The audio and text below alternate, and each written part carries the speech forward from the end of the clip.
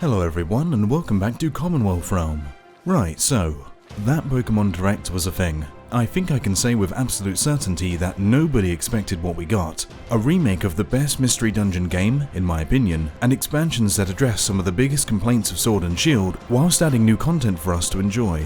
This could very well be how Sword and Shield was meant to be at launch, but does this totally redeem them from their sins? Well, stick around and find out. Also, be sure to leave us a like and hit that subscribe button and notification bell to keep up to date with all of our upcoming content. Now then, it is no secret that Pokemon Sword and Shield had their fair share of problems. We went over that plenty in our review. As far as Pokemon games go, it was pretty lackluster and had one massive controversy: the National Dex situation. Game Freak removed a load of Pokemon that were featured in previous titles, not appearing in Sword and Shield. Fans were, understandably, upset. They were extremely vocal about the entire situation, so much so that Game Freak even made a response. Yeah, it didn't really help though. Regardless, this situation was a deal breaker for a lot of fans, especially when the in-game animations weren't really that impressive, something that Game Freak said they would improve to justify the removal of past Pokemon. However now, a few months later, we just had a Pokemon Direct that is now bringing back 200 plus Pokemon to the game, something that Game Freak said they had no plans for. It's even coming in 2 parts, similar to Breath of the Wild's expansion pass. I guess they buckled to all that pressure from fans after all. However, 200 plus Pokemon isn't every single Pokemon species, which was the goal of the National Dex movement. The question is, will this be enough to douse the flames that, honestly, are still very much alive? Well, let's start by removing all emotion and look at this from a mathematical perspective. There are 890 Pokemon that exist currently. Pokemon Sword and Shield has a Pokedex of just 400. If we add the 200 plus Pokemon that are coming with these expansions, not accounting for how much that plus might actually be, then we have 600 Pokemon. This leaves us with a remainder of 290 Pokemon still not in the game. So the real question is now, is this enough? The answer depends, depending on who you are. I think we can all agree, however, that having more of the old Pokemon being present is always better than having less. However, we do also need to acknowledge that 32.5% of Pokemon are still not available. The goal of the National Dex movement was to get all Pokemon returning to Sword and Shield. However, this seems like a compromise of those goals by Game Freak. Personally, I would have loved to see them all return in their entirety, however I'm also happy that we're getting any back at all. Whether or not this is worth the price of the expansion pass is up to you. However, Pokemon are not the only selling point here now, are they? We also have a lot of new content here to examine. So, let's get into that too, so you can make your own decision on whether or not you want to buy this DLC. First up, we have 2 new regions to explore, the Isle of Armor and the Crown Tundra. Let's start with the former. The Isle of Armor seems to be an almost tropical place in design, but also seems to be a reference to some of the UK's offshore islands, such as the Isle of Wight and Brownsea Island for example. We actually have plenty of islands here in the UK, I mean, we are one big island after all. Anyways, the Isle of Armor will be the first region, featuring in part 1 of these DLCs. On the Isle, you'll meet a new mentor named Mustard? Okay, I guess I hope we don't get him confused with his brothers Mayo and Ketchup. Anyways, he seems to be a type of sensei character, having been the one to help train Leon and also having been a former champion himself. As was stated in the Direct, he'll actually be giving us the newest legendary of this DLC. This legendary is a fighting type named Kung Fu. I think you get the reference of its name. It also evolves into Urshifu, which is a play on words to a traditional Cantonese Shifu master. From what it seems, our goal is to train this Pokemon throughout the duration of our journey on the Isle of Armor. Depending on which version of the game you own, Urshifu will have 2 types and styles, Rapid Strike style and Fighting/Water typing for Sword, and Single Strike style and Dark Fighting typing for Shield. We don't have much else on this legendary for now, so stay tuned. In addition, we'll also be meeting new rivals. If you own Sword, you'll meet Clara. She looks more like a fairy type user to me, but the Direct explicitly states that she is a poison type user that is working to earn her own gym. In Shield, you'll meet Avery, and for the love of God I cannot tell if Avery is male or female. Can you? Regardless, Avery is a psychic type trainer who, like Clara, is working to own their own gym. This is actually the first instance that a Pokemon game has had separate rivals, so it may lead to them having their own unique storylines too. That would be pretty cool.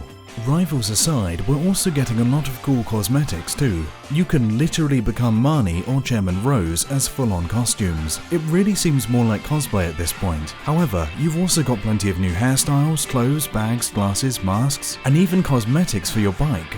That's really going above and beyond in my opinion. Definitely the most customization we've ever had for our characters in any Pokemon game. Besides this, however, we've also got some great quality of life improvements to consider here too.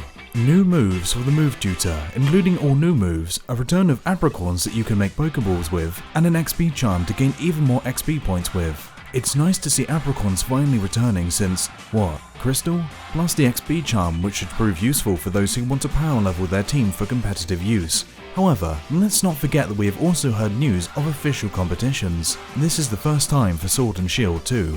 It looks like Game Freak is showing continued support for the competitive scene, hosting upcoming competitions to prove yourself and your team. Oh, and before we forget, Galarian Slowpoke. Depending on the region and special item, it'll either be able to evolve into a Slowbro in the Isle of Armor or Slowking in the Crown Tundra.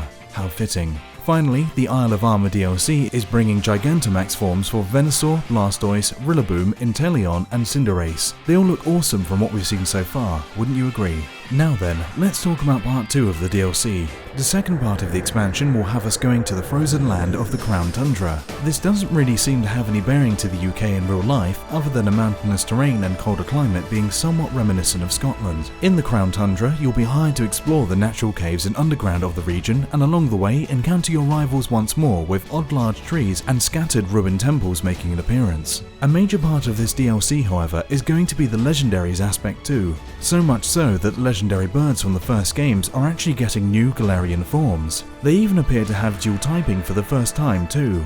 From what we can see, Articuno would appear to be an Ice/Steel type, Zapdos as Electric and Dark, and Moltres as Fire and Psychic? Maybe.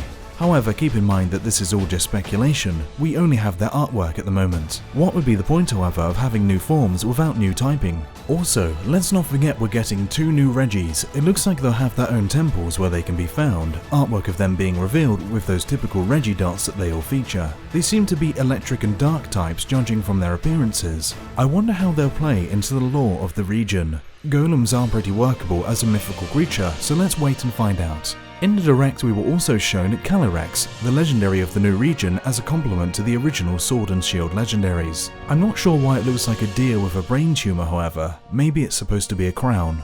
Well then, what do we know of it so far? It's a grass and psychic type and supposedly ruled over an area of the Galar region, including the Crown Tundra. It'll be interesting to see how Calyrex plays into the story regardless. Finally, we have the news that all of the other legendary Pokemon are returning via the Crown Tundra. They can be found in raid dens, with co-op battles being their method of approach. This is awesome, and it shows that the Pokemon team was finally hearing what the fans were saying in this regard, as many were disappointed that none of them were in the original game. Thanks to that, Game Freak. However, we've missed one aspect here too, and it's a big one. Both regions we've discussed will be wild areas. Yes, that's right. Finally, Pokemon is going fully open world. This is absolutely huge. We all enjoyed the freedom that the wild area gave. Exploration, a freely rotating camera, and a much less linear approach. We do expect that some portions of the game are going to be linear, of course. However, from what we have seen and are hearing, the DLCs are majority open world. Even if they weren't, having 2 vast new open world wild areas is still very impressive. Expanding upon the good aspects of the base game is the right move, and frankly, the more open world that Pokemon becomes, the better. We have evolved past the linear routes from earlier titles, and it's time to give freedom, exploration, and full control back to the player. Now then, this is all we really know so far, more or less. I'm sure we'll get plenty more information in the months leading up to release in June for Part 1 and Fall for Part 2. So then, does this DLC make up for Sword and Shield's rather lackluster launch and overall quality? That's a question for you, but we think it does. Sure, you aren't getting all the Pokemon back, granted. However, you're getting a good chunk of them, along with 2 new regions, the ability to catch your past legendaries, and much more as we've outlined. Oh, and you can even get the new Pokemon being added for free. Yes, provided you receive them via a trade from another player. So you're basically getting those 200 plus added Pokemon without having to buy the DLC. That's pretty reasonable. So let's forget about the "they're asking us to pay for original Pokemon" argument that is inevitably going to be brought up. Yes, it is paid DLC. If you're interested in playing it, feel free to do so. If not, there's no real need to get angry. Enjoy the old Pokemon being added in and find someone to trade with.